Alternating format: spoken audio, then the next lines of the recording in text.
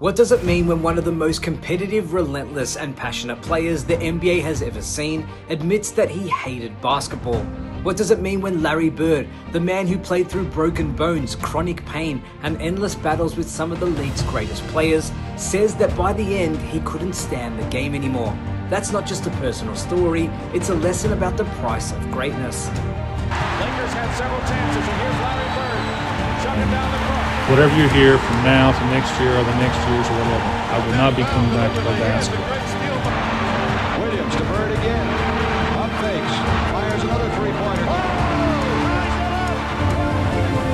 I probably should have retired in 88, 89.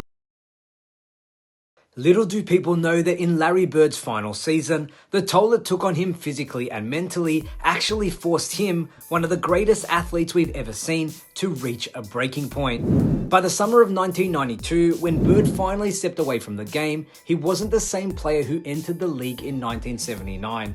He wasn't the kid from French Lick who lived for the sound of basketball bouncing on the hardwood. He wasn't the assassin who stared down Magic Johnson on the biggest stage and delivered championships for Boston. He was something else. Tired, worn down, and his own words, completely drained of passion. Bird himself put it best in his 1999 book, Bird Watching. He wrote, "Maybe that's why when I walked up to the podium at my press conference in the Boards and Blades Club at the Boston Garden and finally said out loud it was over, I felt like the weight of the world had been lifted off my shoulders. I can't tell you what a relief it was not to have to push myself through all that pain anymore. I can honestly say I hated basketball at that point." Think about that for a moment. Larry Bird, the symbol of toughness, of grit, of doing whatever it took to win, actually hated the game by the end of it. That wasn't because he lost his competitive fire. It wasn't because the game had changed on him. It was because his body quit before his mind was ready. That final season, the 91-92 campaign, wasn't really about chasing glory. It was about survival. Bird had been dealing with back problems for years, but this was different.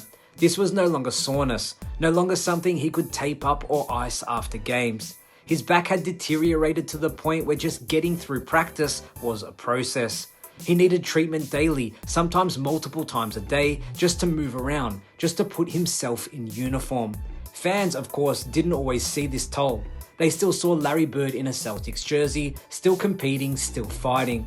But behind the scenes, it was a constant struggle. He admitted later, "When my back started flaring up during training camp before the start of the 91-92 season, I knew that was probably it, but I don't think I actually admitted it to anyone." Bird never liked making things about himself. He wasn't the type to announce a farewell tour or soak in a season-long goodbye. So he carried that knowledge privately, fighting through one more year, trying to give the Celtics and the fans everything he had left. But the truth was, there wasn't much left. When he finally walked to that podium at the Boston Garden and announced his retirement, there wasn't sadness in his voice. There wasn't even nostalgia. There was relief. The last couple of years have been very tough on me, on my back and my body. It was very hard to deal with day in and day out, but unfortunately, it all came down to this. I would like to play a little bit longer, maybe a year or two more, but there's just no way possible I was going to be able to do that. So today I'm retiring, and I'm still going to be around, but not in the capacity I once was. He wasn't emotional about leaving the game. He was grateful he no longer had to force himself to keep going. And that's one of the most striking things about Bird's story. For many players, the last game is bittersweet. There are tears, there are speeches about what the game meant, about how much they'll miss it. For Larry, it was different. He wasn't thinking about legacy or about history. He was thinking about pain. Pain that had stolen the joy from the game he once loved. He wrote, "By the end, there was nothing left to fight for." This is where the story gets deeper than just basketball, because Larry Bird wasn't the only great athlete to reach this point. In fact, his journey is almost a universal truth about sports. At some point, even the most passionate athletes, even the ones who define themselves by the love of competition, hit a wall. The body can't keep up with the mind. And when that happens, the sport they once loved becomes a source of frustration, even resentment. Bird's decline was almost cruel because of how much he had given to the game. He had played through countless injuries before, broken bones, surgeries, endless aches, but the back was different. I had one injury I couldn't shake. I've had a lot of injuries throughout the years, but the back situation, I just could not shake it. It feels better now, but it's not going to be 100% ever again. So as far as I'm concerned, I gave my heart, my body, my soul to the Celtics, and hopefully we can continue to have a good relationship. The back is everything. It controls how you move, how you bend, how you run, how you shoot the ball. Without it, even the simplest basketball movement becomes a reminder that you're not who you used to be. For Bird, every cut, every jump, every step was painful.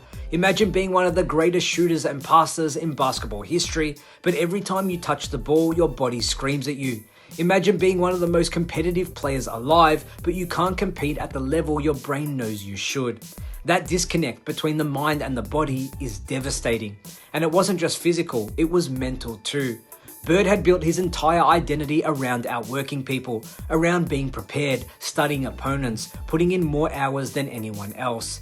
That work ethic had carried him to championships and MVPs. But in that final year, work ethic didn't matter. No amount of preparation or film study could make his back cooperate. And when you're wide like Bird, when your entire career has been built on being in control, that loss of control can eat away at you.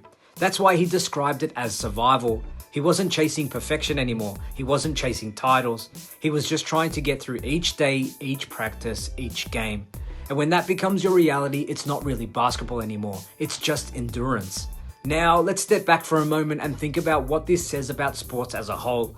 Because we often glorify greatness without considering the price. We celebrate the trophies, the MVPs, the highlights, but what about what it takes to stay at that level for years?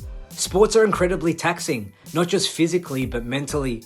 The hardest thing to do in any sport isn't reaching the top, it's staying there. It's waking up every day with the same hunger, the same drive, even as your body breaks down, even as opponents get younger and faster, even as the pain gets harder to ignore. Larry Bird managed to do that for more than a decade. He stayed locked in. He battled Magic, he battled Kareem, he battled Jordan, and he gave fans some of the most unforgettable moments in NBA history. But nobody can sustain that forever. And that's where the story becomes universal, because Bird's back injuries weren't just a setback, they were the reason he lost his love for the game. And when your body and your mind no longer connect, when your brain says go left and your body can't keep up, that's when frustration sets in. That's when resentment creeps in. And that's when even the greatest players, yes, even Larry Bird, begin to hate the game they once loved. We've seen it in other legends too. Kobe Bryant tearing his Achilles and then fighting for years just to stay on the court. Shaquille O'Neal limping through his final seasons, unable to dominate like he once did.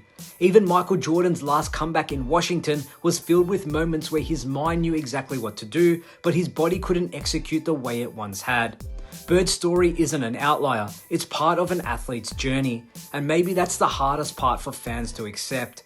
Because when we think of Larry Bird, we think of the highlights, the no-look passes, the clutch three-pointers, the trash talk, the championships. We don't want to think about the nights he could barely move, the hours spent on the training table, the exhaustion that drained him of joy.